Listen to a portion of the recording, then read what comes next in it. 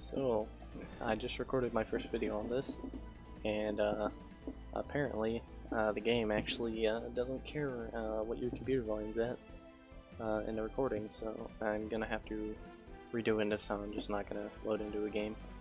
Or I guess I will, and I'll just turn the audio completely off, because it is incredibly loud.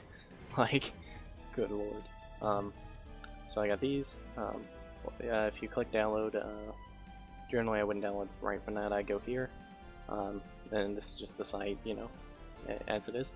I'm going to try to condense this video down a bit. The one I recorded was like 20 minutes, which is a long time. There's not that much to go over, actually. It's super easy to set up. The first time setting up should be very fast. You don't actually need any like external stuff, except for this. So you download this as a zip. I'm not going to, but you can. Super easy to download. It's also on Android. It's been on Android for a while. It's also on iOS. You can get it you can run it on a non-jailbroken iPhone or iPad or whatever you're gonna run it on. Or it's on tablets. It's been around for a long time. Also, there's this gold version. All that does is just makes it to where it you just pay, give them money basically, and it doesn't give you any extra features or anything. It's just donating basically. You're gonna need 7-zip. Get 7-zip. 7-zip is fantastic. I'm not sponsored. 7-zip is great. Seriously, 7-zip is fantastic. You use it for everything. College, use it for school. Zip files are so versatile, and they like make it to where everything is compressed in size. Overall, I super recommend it. Compressing things is nice, and uncompressing things is also nice, and so it's perfect for both those things. Anyways, this is enough gushing about 7-zip. This is more about the emulator here. So we're in the emulator. As you can tell, it's very basic. This recent games tag is for recent games. You can clear this, but it doesn't matter. I only have one game. I did have more, but they got cleared by my C drive getting corrupted a long time ago. But whatever.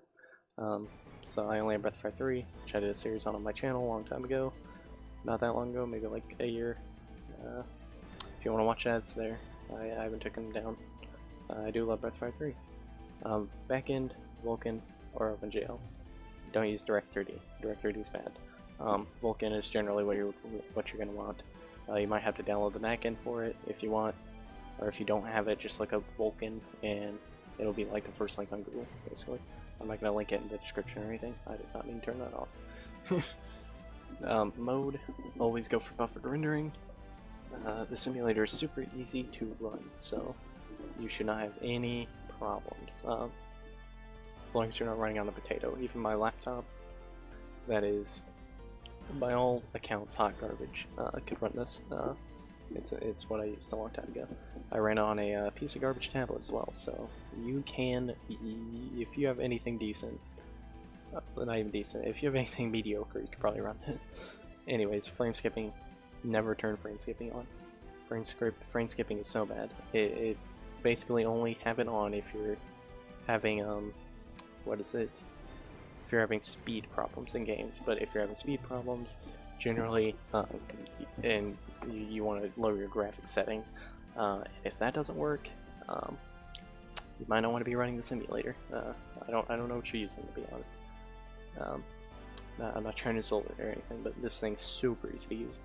This alternative speed, set it to whatever you want. If you set it to 0, it'll be unlimited and it'll go as fast as you can, which is great. Or as fast as you can, like, your computer can make that game run.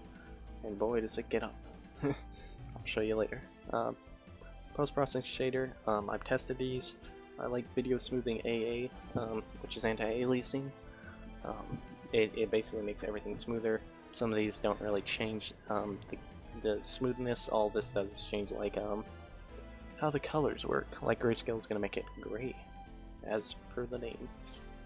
Full screen, this is useful if you want to play games in full screen. Generally I don't like the app being in full screen, which is what I'm running right now, not the game, so I don't turn that on until I launch the game. Display layout editor, I believe, is for mobile, so don't worry about that on PC. Render resolution, you can turn this to whatever you want. I have it on 10, that's as high as it goes, because it's that easy to run. Yeah, VSync, always keep this on. 60 FPS is how this should run. You don't like 300 FPS is not required in this case. Hardware transform, all these should be on. The ones that I have on should be on. If you're having problems, turn on lazy texture caching or turn on disable solar effects, because those can speed your game up if you're having like problems. You don't have to run 10 times, by the way.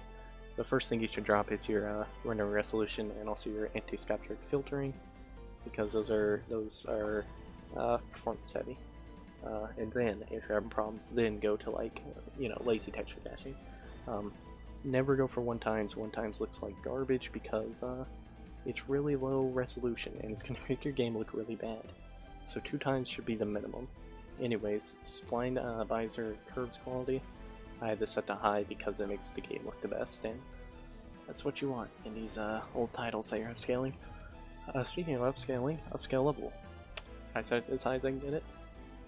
If you're having, again, performance problems, upscale level is something you can mess with. Upscale type, I like having the XBRZ. It's very useful. It's the one I use. It's mainly for 2D, and the game I play is 2D. If you want to test, try Hydrid, just try each one for each game. I believe these are more for 3D games, so yeah. Deposterize is something I keep on. For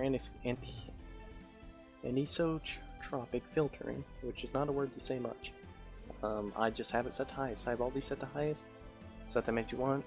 Texture filtering should be set to auto because it's going to make it how they think it should run, which, trust me, the software knows more than you or I.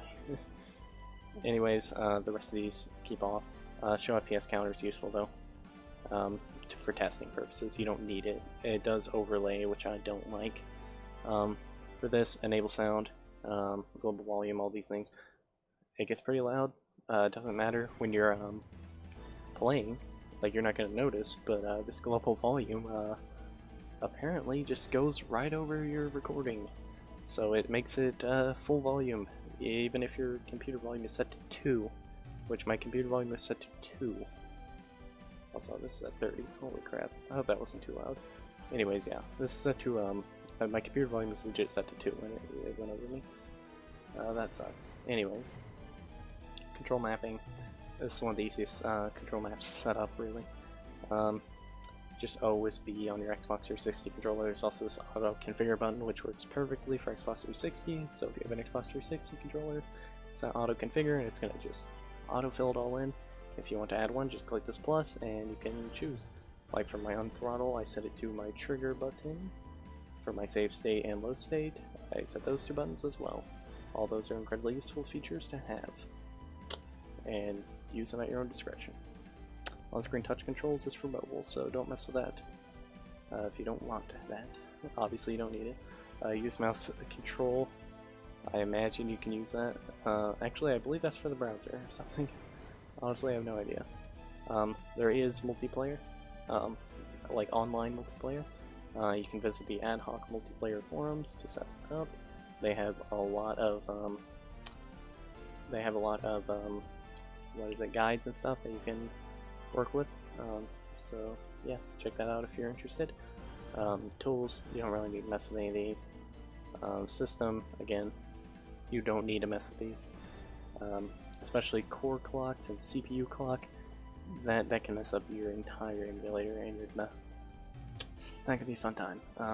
You can record audio. All these settings are actually in the other settings here. So like right here, if you want to record, you can record your audio. So you can record the game audio, which you can use to get MP3 files, which you can listen to on your own. So if you want like certain game noises, you can just record it and transfer it to whatever. Don't know if that works on mobile or not though. See, I got my frame rate here. It's locked at 30. This game is locked at 30, I believe. Or at least in the menus, for sure it's locked at 30. Yeah. Let me get into the game actually and see if it unlocks back to reasonable. Nope, it's always locked at 30. This is normal. A lot of games are locked at 30 on the PSP. Some games you can unlock to 60, some games you can't. This game was actually locked at 15 FPS, and I had to find a way to circumvent that problem. And I got it to set to 30. I don't think I can get it up to 60. I don't remember how I did it. If I do, and you want a video on how I did it, I can probably find a way to do that. Anyways, I want to show off the speed percentage. So if you look in the top right, clearly you can see my speed. I'm running at 100%, and I'm 30 out of 30 frames. If I hold my R2 button, which is set to my unthrottle, as you can see, I'm getting 2000%, 600 FPS, and which allows me to move incredibly fast. Very useful for games like this, where there's a lot of grinding. So if I get into an encounter here, I will show something. If I press my save button, state save, right there, I can state save. So let's just say we fight here. Right, we killed it, obviously. Or we can just do this and run. And you know, you can just go back, reset RNG. Very useful in games like this. I have a lot of RNG. Be careful with your state saves. If you save at the wrong point, you might be in trouble. You gotta be careful. The normal save works because memory works, you know, in this game. And yeah, that's basically all I want to show in that. So hopefully that wasn't, somehow didn't play audio this time.